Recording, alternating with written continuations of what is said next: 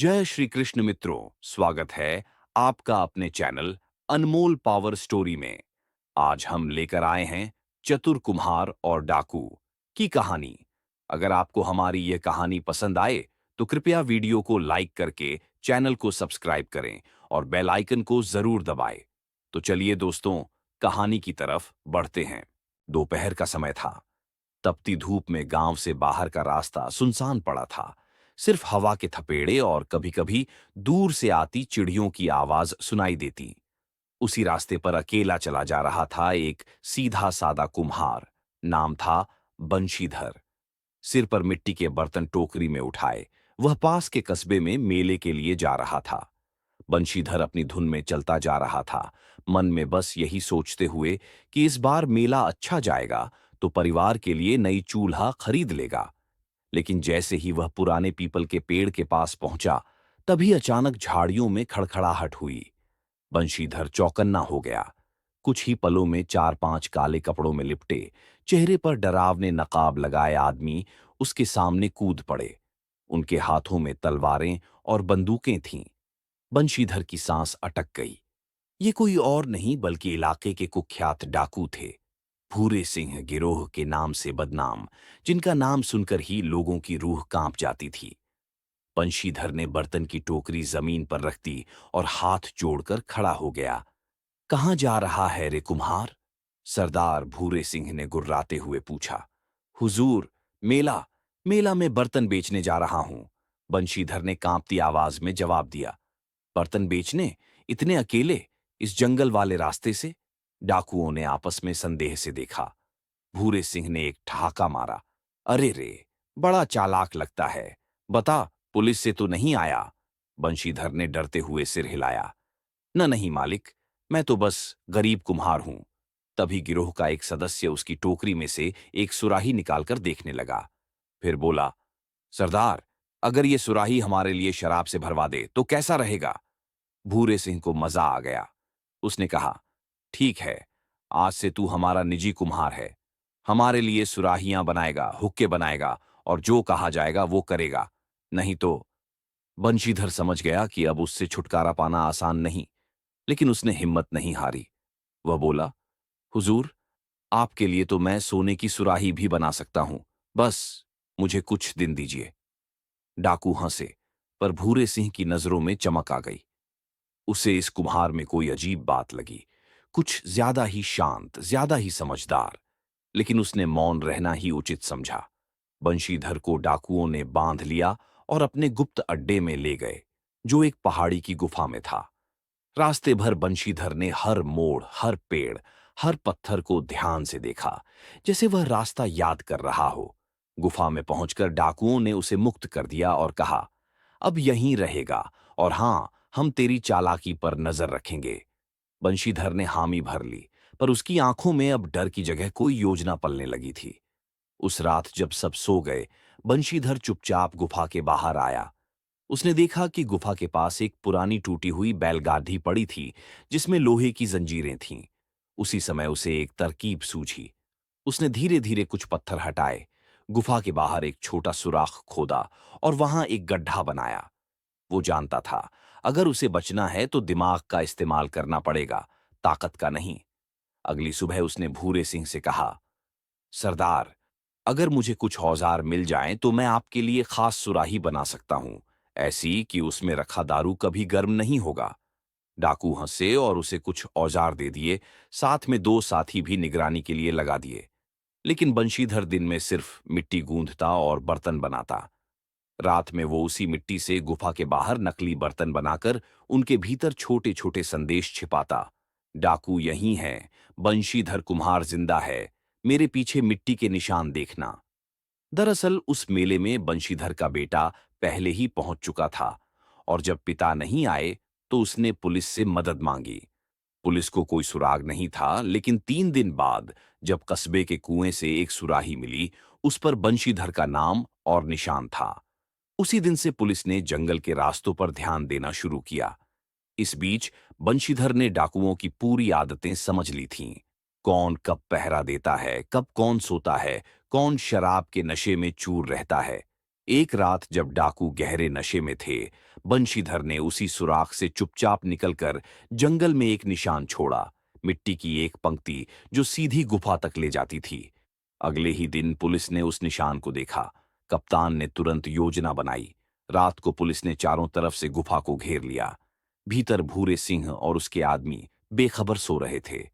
तभी अचानक गोलियों की आवाज और पुलिस की ललकार सुनाई दी। घेराबंदी हो चुकी है, हथियार डाल दो। डाकू बदहवास हो उठे। कई तो डर के मारे गुफा में ही छिप गए, लेकिन भूरे सिंह ने बंशीधर को पकड़ लिया और बंदूक उसकी कनपटी पर रख दी। अगर पुलिस अंदर आई तो इसे मार डालूंगा। लेकिन बंशीधर ने फिर चाल चली। उसने जोर से चिल्लाकर कहा, सरदार, आपने वादा किया था, सोने की सुराही लेंगे, अब तो वही वक्त है। डाकू चौंक गए। पुलिस भी उलझ गई। तभी बंशीधर ने अपने पास छिपाकर रखी रेत की थैली भूरे सिंह की आंखों में झोंक दी और नीचे झुक गया। गोली चली, लेकिन निशाना चूक गया। गुफा में बंद डाकुओं के बीच रहते हुए बंशीधर को एक हफ्ता हो चुका था। भूरे सिंह और उसके आदमी अब उस पर भरोसा करने लगे थे। वे उसे अपना सेवा करने वाला कारीगर कहने लगे थे। लेकिन उन्हें क्या पता था कि वही साधारण सा दिखने वाला कुम्हार एक एक पल उनकी तबाही का जाल बुन रहा है। बंशीधर जानता था कि सिर्फ भाग जाने से काम नहीं चलेगा। अगर वह अकेला निकल भी गया तो डाकू किसी और को पकड़ लेंगे। उसे वो रास्ता चाहिए था जिससे न केवल वह बच निकले, बल्कि पूरा गिरोह भी पुलिस की गिरफ्त में आ जाए। और इसके लिए उसे चाहिए था सिर्फ मिट्टी और दिमाग। एक दिन भूरे सिंह ने कहा, कुम्हार, हमारे लिए खास घड़े बना, ऐसे कि गर्मी में ठंडा रहे और छुपाकर अंदर कुछ रखा भी जा सके। बंशीधर मुस्कुराया, हुजूर, मैं ऐसे घड़े बना सकता हूं जिसमें चोर भी देखे तो उसे सिर्फ पानी का बर्तन लगे, लेकिन असल में उसमें राज छुपा हो। भूरे सिंह को यह बात बहुत भाई। उसने तुरंत कहा, ठीक है, काम शुरू कर। तुझे पूरा दिन मिलेगा, खाना औजार सब मिलेंगे, लेकिन भागने की कोशिश की तो गोली मार दूंगा। बंशीधर ने एक कोना मांगा जहां वह मिट्टी तैयार कर सके। वहां उसने 7 बड़े घड़े बनाए, लेकिन हर घड़े में कुछ ऐसा था जो डाकुओं को पता नहीं था। पहले घड़े की तली में उसने एक छेद छोड़ा, पर बाहर से उसे इतना महीन ढका कि किसी को नजर ही ना आए। इस घड़े में वह धीरे धीरे सुराख के रास्ते मिट्टी और पत्तियों की मदद से बाहर तक एक घंटी का जाल बनाने लगा। ऐसा जाल जो जरा सी भी हरकत से खड़क उठे। दूसरे घड़े में उसने एक पतली सी नली बनाई जो एक तरफ से बाहर जाती थी। इसमें उसने लिक्विड राख भर दी थी, काली और गाढ़ी। उसकी योजना थी कि इस नली को किसी एक डाकू की चटाई के नीचे छुपा देगा और सही समय पर एक जलती लकड़ी गिराकर वहां धुआं कर देगा। अफरा तफरी मचने के लिए काफी था। तीसरे घड़े में उसने अपनी सबसे चतुर तरकीब लगाई। एक घड़ा, जो दरअसल 2 परतों वाला था, ऊपर से सामान्य लगता, पर उसकी भीतरी परत के बीच उसने एक लकड़ी का रोलर छिपाया जिस पर एक पतला कपड़ा लपेटा गया था। उस कपड़े पर बंशीधर ने महीन अक्षरों में एक संदेश लिख दिया, मैं जिंदा हूं, डाकू गुफा में है, मिट्टी के निशान पर चलो। अब सवाल था कि यह घड़ा किसी तरह बाहर कैसे जाए। एक दिन भूरे सिंह ने कहा, कल हमारे आदमी मेला देखने जा रहे हैं, वहां कुछ बेचने लायक सामान भेजना है। तेरे घड़े भेज देंगे, कुछ पैसे भी आ जाएंगे। बंशीधर ने मौका पहचान लिया। उसने तुरंत कहा, हुजूर, ये 3 घड़े सबसे अच्छे हैं। इनमें से एक तो खास ठंडी हवा वाला है, उसे अगर बेचें तो अच्छा दाम मिलेगा। डाकुओं ने घड़े ले जाने की इजाजत दी, लेकिन भेजा उन्हीं के आदमी को गया। सो बंशीधर ने पहले ही तय घड़े में वो संदेश छुपा दिया था। वह जानता था कि मेला वाले इलाके में पुलिस वाले अब हर चीज को सावधानी से देख रहे होंगे। और हुआ भी ऐसा ही। मेले में एक दुकानदार ने जब वो घड़ा खोला तो उसे हल्की सी आवाज आई, जैसे अंदर कुछ हिला हो। उसने अंदर हाथ डाला और कपड़ा निकाला। उस पर बंशीधर का नाम और संदेश था। वह तुरंत पुलिस के पास पहुंचा। उधर गुफा में बंशीधर हर दिन डाकुओं को ये यकीन दिला रहा था कि वह अब उनका ही आदमी बन चुका है। उसने कुछ छोटे छोटे बर्तन बनाए जिनमें वह शराब रखने की सलाह देता, कुछ हुक्के बनाए और कहा कि इनमें मिलाकर पीने से नशा दोगुना होगा। डाकू खुश हुए, पर असल में बंशीधर ने उनमें थोड़ी मात्रा में लकड़ी की राख और नीम का रस भर दिया, जिससे डाकू जल्दी थकने लगे। इससे उनकी निगरानी कमजोर होती गई और बंशीधर को और छूट मिलती गई। 3 दिन बाद जब रात गहराई, तभी दूर जंगल में हल्की आवाजें गूंजने लगीं, जैसे कोई हरकत कर रहा हो। डाकू चौंक गए, लेकिन जब बाहर देखा तो कुछ नहीं था। पर जैसे ही उन्होंने झोपड़ी से 2 कदम दूर रखा, वो घंटी का जाल बजी। एक खड़कती आवाज गूंज उठी। भूरे सिंह ने गुस्से में बंदूक तानी, कोई अंदर घुसा है। लेकिन तभी झोपड़ी के पीछे एक जगह से गाढ़ा धुआं उठने लगा। डाकू इधर उधर भागने लगे। चारों तरफ अफरा तफरी मच गई। बंशीधर ने यह मौका नहीं गंवाया। उसने एक टोकरी उठाई और तेजी से गुफा के बाहर भागा। बाहर पुलिस पहले से तैयार थी। वो घड़े वाला संदेश सही साबित हुआ था। जैसे ही उन्होंने बंशीधर को देखा, उन्होंने उसे तुरंत पीछे लिया और पोजीशन संभाली। पुलिस ने 3 तरफ से गुफा को घेरा और एक तरफ से धमाके की आवाज की। डाकू सोचने लगे कि पुलिस भीतर घुस चुकी है। कई डाकू भागते भागते उसी जाल में फंस गए जो बंशीधर ने मिट्टी की रस्सियों से बनाया था। भूरे सिंह ने गोली चलाई, लेकिन बंशीधर की बनाई मिट्टी की दीवारों और हुक्कों ने उसका निशाना गड़बड़ा दिया। और उसी समय पीछे से पुलिस ने धावा बोल दिया। आधे डाकू मौके पर ही पकड़ लिए गए। बाकी जंगल में भागने लगे, लेकिन हर तरफ मिट्टी के घड़े में बंशीधर की चालाकी बिखरी हुई थी। जहां जाल, जहां धुआं, जहां सतर्क पुलिस। अगली सुबह अखबारों की सुर्खियां थीं। कुम्हार की कारीगरी से डाकू धराए। मिट्टी के घड़े में छिपा था न्याय का हथियार। बंशीधर को जिला मुख्यालय बुलाया गया। एसपी ने खुद उसे साहसी नागरिक सम्मान से नवाजा। गांव लौटने पर बंशीधर को कोई साधारण कुम्हार नहीं, बल्कि हीरो की तरह देखा गया।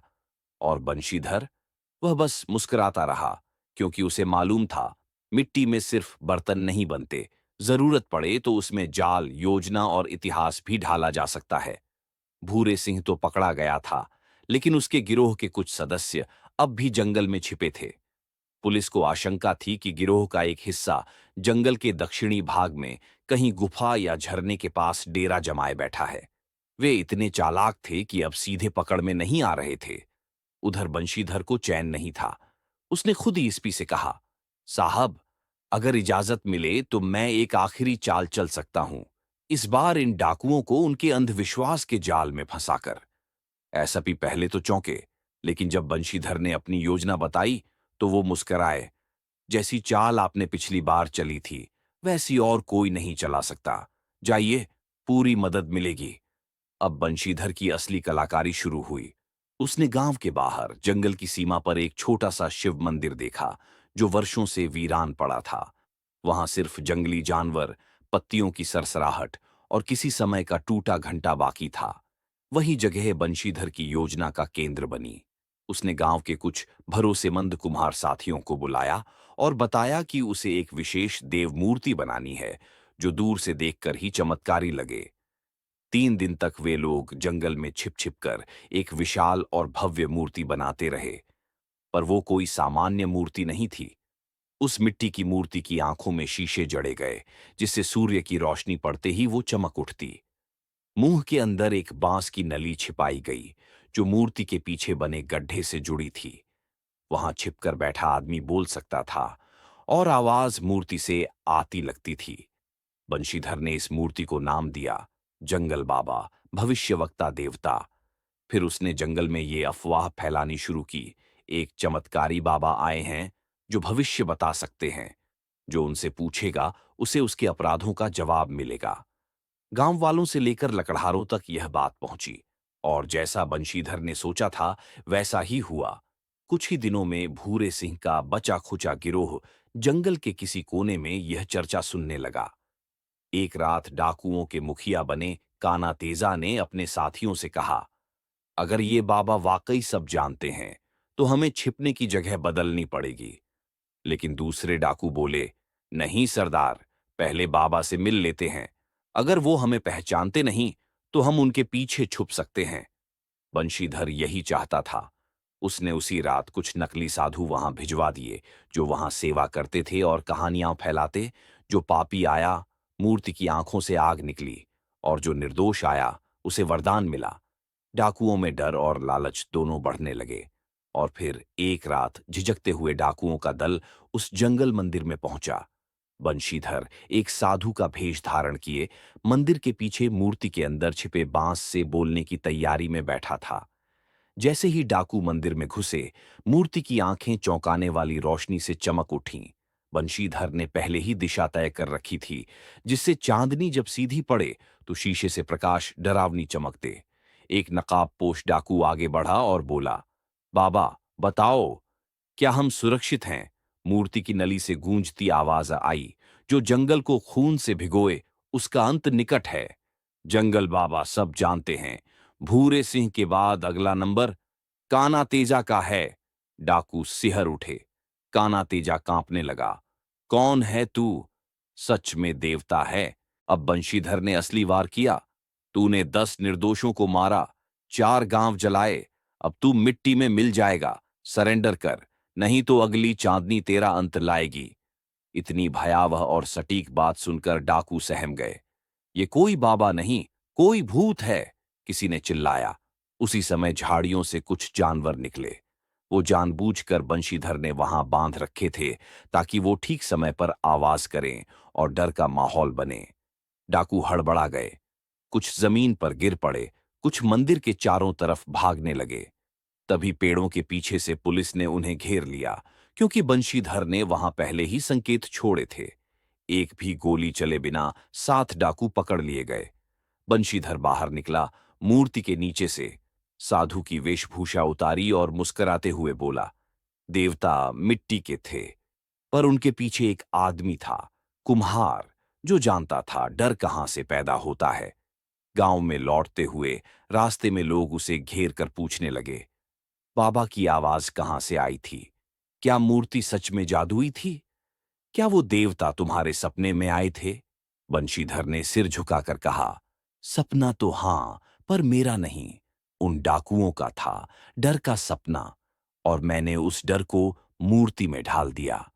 अब गांव में वो सिर्फ बर्तन बनाने वाला कुम्हार नहीं रहा, वह बन गया मिट्टी का जादूगर, जिसने अपनी बुद्धि से अंधविश्वास को भी हथियार बना दिया। जंगल में नकली देवता के तमाशे के बाद डाकुओं का हौसला बुरी तरह डगमगा गया था, मगर गिरोह के कुछ सबसे शातिर और जिद्दी लोग अब भी पकड़े नहीं गए थे। उनमें से एक था दगड़ू लंगड़ा, जो भूरे सिंह का पुराना साथी था और काना तेजा के बाद गिरोह की कमान संभाल चुका था। दगड़ू को यकीन हो गया था कि बाबा, मूर्तियां और तमाशे सब पुलिस और किसी चतुर आदमी की चाल थी, लेकिन उसे यह नहीं पता था कि इस पूरे खेल का सूत्रधार वही सीधा सादा दिखने वाला कुम्हार बंशीधर था। बंशीधर ने पुलिस को साफ साफ कहा, अब डर सिर्फ देवता का नहीं, अब डर को भूतिया साया बनाकर फैलाना होगा। इन डाकुओं को सिर्फ डर से नहीं, अपने ही वहमों से हराना होगा। एसपी ने उसे खुली छूट दी और जंगल में शुरू हुआ भूतिया चक्रव्यूह। बंशीधर ने सबसे पहले जंगल की 3 पुरानी पगडंडियों पर टांग दी। सड़ी गली कपड़े पहने मिट्टी की बनी भूत मूर्तियां, जिनकी आंखों में छूने और पत्तियों का मिश्रण था, जिससे अंधेरे में वो टिमटिमाती दिखाई देती थीं। इन मूर्तियों के अंदर छोटी सी जलती बाती और नम घास का धुआं छिपा कर रखा गया था, जिससे मूर्ति के चारों ओर रहस्यमयी कोहरा बनता। जंगल के किनारे, जहां डाकुओं की आवाजाही होती थी, वहां बंशीधर ने मिट्टी के छोटे छोटे पात्र टांग दिए। जब हवा चलती तो उनमें से सीटी जैसी रहस्यमयी आवाजें निकलतीं। 1 दिन, 2 दिन, और फिर अफवाहें चलने लगीं। लकड़हारे जंगल से लौटते हुए कहने लगे, भाई, वहां किसी औरत की रोती आवाज सुनाई दी। मैंने देखा, पेड़ के नीचे सफेद साया बैठा था, और जैसे ही मैं पास गया, वह गायब हो गया। धीरे धीरे ये खबरें डाकुओं तक पहुंची। दगड़ू ने पहले तो मजाक उड़ाया, अरे ये सब अफवाहें हैं, गांव वाले अपने आप को बहादुर दिखाने के लिए ऐसे बहाने बनाते हैं। मगर जब खुद उसके आदमी बारी बारी से डर के मारे बीमार पड़ने लगे, तब उसका माथा ठनका। एक रात उसके सबसे वफादार आदमी बिल्ला ने दौड़ते हुए कहा, सरदार, कुछ है वहां? मैं गुफा के पीछे पेशाब करने गया था, तभी किसी ने फुसफुसाकर मेरा नाम लिया। मैं पलटा, पर कोई नहीं था, और फिर अचानक सफेद परछाई। अब दगड़ू ने देखा कि उसके आदमियों का मनोबल पूरी तरह से टूट रहा है। कोई रात में पहरा नहीं देना चाहता, कोई झाड़ियों के पास जाने को तैयार नहीं। डाकू जो कभी मौत से नहीं डरते थे, अब मिट्टी की मूर्तियों और रहस्यमयी धुंध से कांप रहे थे। बंशीधर ने अगली चाल चली। उसने एक जगह जमीन के नीचे मिट्टी के भीतर एक छोटा खोखला कमरा बनवाया, जिसमें उसने छुपकर आवाजें निकालने के लिए बांस की विशेष नलियाओं डाली। एक रात उसने उस जगह से आवाजें निकाली। तगड़ू, तेरा समय आ गया है। डाकू जो उस तरफ गश्त पर थे, उलटे भागे और गुफा में घुसकर बोले, सरदार, जंगल अब बोलता है, हमारे नाम लेता है। अगली सुबह बंशीधर ने अपने ही एक आदमी को भेष बदलकर जंगल में भटकते हुए डाकुओं के इलाके के पास भेजा। वह जानबूझकर डरने का नाटक करते हुए चिल्लाया, भागो, भागो, वो आत्मा अब इंसानों में घुस रही है। मैंने देखा, उसका चेहरा आधा जल चुका था और उसकी आंखें खून की तरह लाल थीं। डाकुओं में अफरा तफरी मच गई। अब दगड़ू खुद विश्वास करने लगा था कि कुछ तो अनहोनी है। उसने जंगल से बाहर जाने की योजना बनाई, लेकिन उसके एक आदमी को रास्ते में पुलिस ने पकड़ लिया, क्योंकि बंशीधर ने उसी पेड़ के नीचे मिट्टी में एक संदेश गाड़ दिया था, प्रेत नहीं, इंसान है, रुकना खतरे से खाली नहीं। आगे पुलिस है। पुलिस हर दिशा से घेराबंदी कर चुकी थी और बंशीधर अब अंतिम खेल खेलने वाला था। अगली रात जब आकाश में पूर्णिमा थी, जंगल के एक ऊंचे टीले पर बंशीधर ने एक भूत राजा की विशाल मूर्ति रख दी, जिसके चारों ओर गूंजने वाला लाउडस्पीकर छुपा था, जो हर घंटे पर चीखती आवाज निकालता था। धुएं और चमकती रोशनी के साथ ये मूर्ति दूर से ही मन में डर पैदा करती थी। जैसे ही डाकुओं ने टीले की तरफ देखा, आवाज आई, अब तू भाग नहीं सकता, दगड़ू, जंगल के पापी अब मिट्टी में मिलेंगे। ताबड़तोड़ चारों दिशाओं से धुएं और रोशनी का जाल फैला। डाकू बौखलाकर इधर उधर भागने लगे। किसी ने तो अपनी ही बंदूक फेंक दी। द गड्ढू ने जैसे ही भागने की कोशिश की, उसका पैर उसी मिट्टी की मूर्ति पर पड़ा जिसे बंशीधर ने मोम और मिट्टी से नरम बनाया था। वह धंस गया और पीछे से पुलिस ने उसे धर लिया। डाकुओं का अंत हो चुका था। बंशीधर जंगल से बाहर आया। उसके चेहरे पर न कोई गर्व था, न दिखावा, बस वही शांत मुस्कान। किसी ने पूछा, तुमने ये सब क्यों किया? वह बोला, कभी कभी भूत नहीं होते, बस डर की मिट्टी में इंसान खुद को गाड़ लेता है। मैंने बस उन्हें अपनी खुद की परछाई से डराया। गांव लौटकर वह फिर से चाक पर बैठ गया, मिट्टी को गूंदने। पर इस बार लोग उसके घड़े नहीं, उसके किस्से खरीदने लगे। डाकुओं का भय मिट चुका था। जंगल अब फिर से गांव वालों के लिए खुल चुका था। मगर बंशीधर को शांति नहीं थी, क्योंकि दगड़ू के अंतिम शब्द उसके कानों में गूंज रहे थे।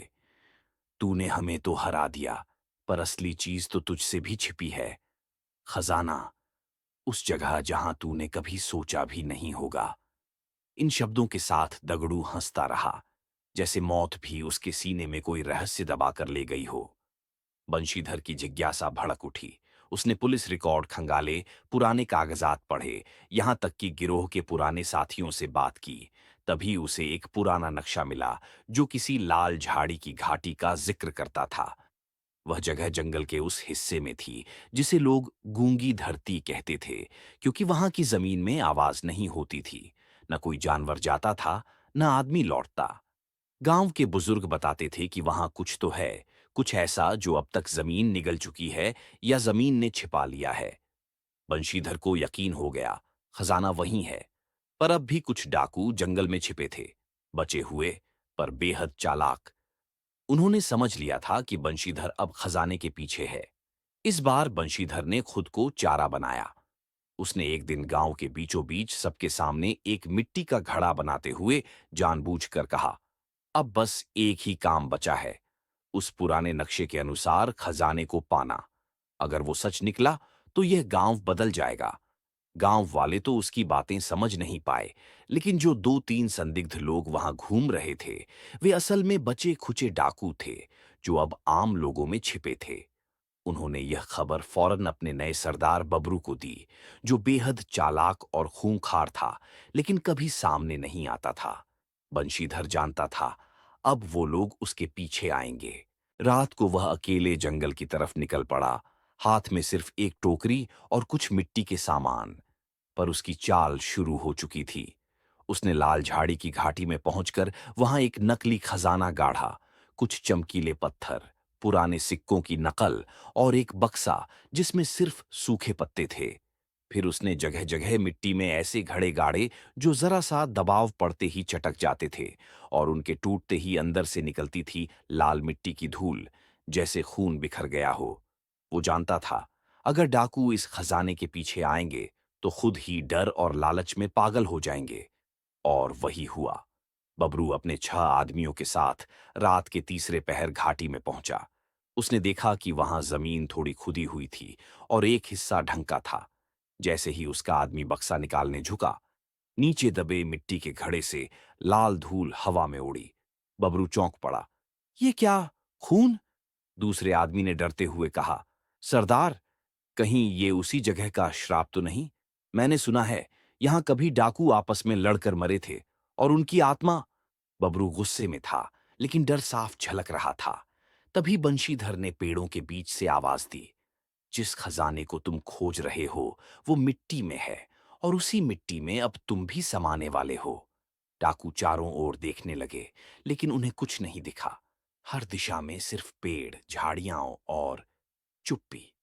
पर वो चुप्पी टूटती है, जमीन के नीचे छिपी नलियों से आती एक धीमी सीटी जैसी आवाज, जो बढ़ती जाती है, गूंज बन जाती है, और फिर, तुम्हारे पापों ने अब तुम्हारी कब्र खुदवाई है। बबरू का आदमी चिल्लाया, ये वही है। ये कुम्हार नहीं, शैतान है। और भागने लगा। पर मिट्टी के चारों ओर बंशीधर ने खुद ऐसे जाल बनाए थे, फिसलन भरे ढलान, कांटेदार बेलें और झाड़ी के बीच छिपी रस्सियां। एक एक करके डाकू गिरने लगे, उलझते गए, और तभी छिपी हुई पुलिस टीम बाहर निकली। बबरू समझ चुका था, ये सिर्फ खजाने का धोखा नहीं था, ये उसके मन के लालच और डर को हथियार बना देने वाला दिमाग था। पकड़े जाते हुए उसने बंशीधर को घूरा और कहा, तू अगर डाकू होता तो हम सबके सरदार होता। बंशीधर मुस्कुराया, मैं मिट्टी का आदमी हूं। मेरा काम बस यही है कि जो टेढ़ा है उसे सही शक्ल दूं, चाहे वो बर्तन हो या इंसान। बबरू समेत सभी पकड़े गए। खजाना असली था या नकली, किसी को परवाह नहीं रही। असली जीत बंशीधर की बुद्धि और साहस की थी। गांव लौटा तो लोग अब उसे सिर्फ कुम्हार नहीं कहते थे। वो मिट्टी से खेलता है, पर इंसानों की सोच तक पढ़ लेता है। डाकुओं की हार के बाद भी बंशीधर को चैन नहीं था। खजाना मिल चुका था, लेकिन वह जानता था कि डर और लालच की जड़ें गहरी होती हैं। जंगल में अभी भी कुछ छिपे हुए चेहरे थे, वो जो खुले में नहीं, पर सोचों में जहर घोलते थे। और सबसे बड़ा डर ये था कि गांव के नौजवान, जो डाकुओं की ताकत से डरते थे, अब कहीं उनके जैसे बनने की राह न पकड़ लें। उन्हें सिर्फ सजा नहीं, बदलाव की जरूरत थी।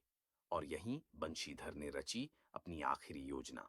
एक ऐसी चाल जहां मिट्टी से ही मन बदलेंगे, और डर नहीं, सम्मान जमेगा। उसने गांव के बाहर एक खुला मैदान चुना। वहां बनाई एक बड़ी कच्ची दीवार, मिट्टी, घास और गोबर से बनी, लेकिन हर ईंट पर एक नाम लिखा था, गांव वालों के। और उसके नीचे लिखा था, हम सब एक मिट्टी से हैं। फिर उस मैदान में रखवाया गया एक बड़ा घड़ा, खाली पर गूंजता हुआ। बंशीधर ने ऐलान किया, जो भी अपने गुनाह से छुटकारा चाहता है वह इस घड़े में अपनी आवाज छोड़े, और जो सेवा करना चाहता है वो मिट्टी को हाथ लगाए। पहले तो लोग हंसे, डाकू, सेवा? लेकिन जब पहली बार जंगल से निकलकर लल्लुआ डाकू आया और उस घड़े में बोला, मैंने खून किया है, अब मैं खून की मिट्टी को धोना चाहता हूं। उसके बाद एक एक करके बाकी डाकू भी सामने आए। कोई कहता, मैंने लूटा था, अब मैं घर बनाऊंगा। कोई कहता, मैंने डर फैलाया था, अब मैं खेत सींचूंगा। गांव वालों को यकीन नहीं हो रहा था। ये वही लोग थे जिन्होंने उनके घर जलाए थे, और अब वही लोग उनके आंगन में चूल्हा बना रहे थे, बच्चों को मिट्टी से खिलौने बनाना सिखा रहे थे। लेकिन असली मोड़ तब आया जब बंशीधर ने उन्हें पंचायत में खड़ा किया और कहा, जिन्होंने डर फैलाया आज वही डर मिटा रहे हैं। इन्हें दंड दो, लेकिन वह दंड जो इन्हें इंसान बनाए। सेवा, मेहनत और मिट्टी की शपथ। गांव की बुजुर्ग दादी ने अपनी लाठी उठाई और कहा, इनके हाथों में अब तलवार नहीं, मिट्टी है। हम माफ करते हैं, लेकिन निगरानी के साथ। इस फैसले से गांव में एक नई शुरुआत हुई। डाकू अब मिट्टी के काम सीखने लगे, बर्तन बनाना, घर पलस्तर करना और खेत की मिट्टी को पहचानना। बंशीधर ने गांव के बीचों बीच एक मिट्टी विद्यालय खोला। वहां सिखाई जाती थी सिर्फ कारीगरी नहीं, बल्कि सोच बदलने की कला। लेकिन जीत का सबसे बड़ा क्षण तब आया जब एक बच्चा, जो कभी डाकू के डर से बोल नहीं पाता था, वो अब लल्लुआ के पास जाकर कहता है, तुम बर्तन अच्छा बनाते हो, मेरे लिए एक घड़ा बनाओ जिसमें मैं अपने सपने रख सकूं। लल्लुआ की आंखें भर आईं। वह मिट्टी उठाता है और जवाब देता है, घड़ा नहीं बेटा, अब तेरे लिए एक दुनिया बनाऊंगा। वह दिन आया जब जंगल को डाकुओं का अड्डा नहीं, मिट्टी की कलाग्राम कहा जाने लगा। पुलिस अधिकारी ने बंशीधर से पूछा, तुमने इन खूंखारों को कैसे बदल दिया? बंशीधर ने सिर्फ एक घड़ा दिखाया, उसी मैदान वाला गूंजता घड़ा, और बोला, मिट्टी जब हाथ में आती है तो सख्त होती है, लेकिन जब उसे समझा जाता है तो वही सबसे सुंदर शक्ल लेती है। गांव वालों ने बंशीधर के नाम पर उस मैदान का नाम रखा, मिट्टी से बनी जीत। अब हर साल वहां एक मेला लगता, जिसमें कोई डाकू नहीं होता, बस कलाकार, कुम्हार, बच्चे और वो मिट्टी जो कभी डर की गवाह थी, अब उम्मीद की आवाज बन चुकी थी। कहानी यहीं खत्म नहीं होती, क्योंकि जहां भी मिट्टी है, वहां बदलाव का बीज हमेशा जिंदा रहता है। अगर आपको यह कहानी पसंद आई हो तो इसे लाइक और शेयर करें। हमारे चैनल अनमोल पावर स्टोरी को सब्सक्राइब करना ना भूलें और बेल आइकन को दबाएं, ताकि आपको हमारी सभी नई कहानियों की जानकारी मिल सके। धन्यवाद। फिर मिलेंगे एक नई रोचक कहानी के साथ। जय श्री कृष्णा।